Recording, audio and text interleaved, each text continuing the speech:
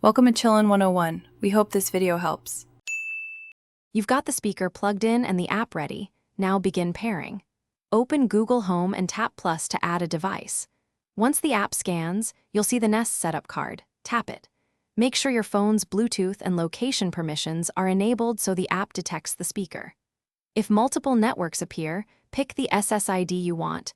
Enter the Wi-Fi password carefully, because this is how your Nest will maintain a reliable connection. Once you select the SSID, the app negotiates security and configures DHCP for the speaker.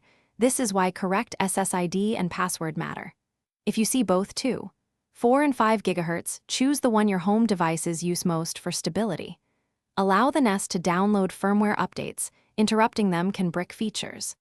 After updates, accept microphone and network permissions so voice services work correctly. You'll get a confirmation chime when the connection is successful.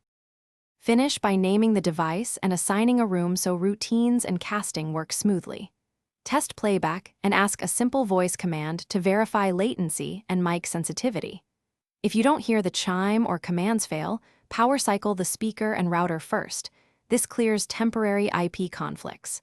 If problems persist, forget the Nest in the app and repeat setup, or check for router MAC filtering and ensure the Nest's MAC.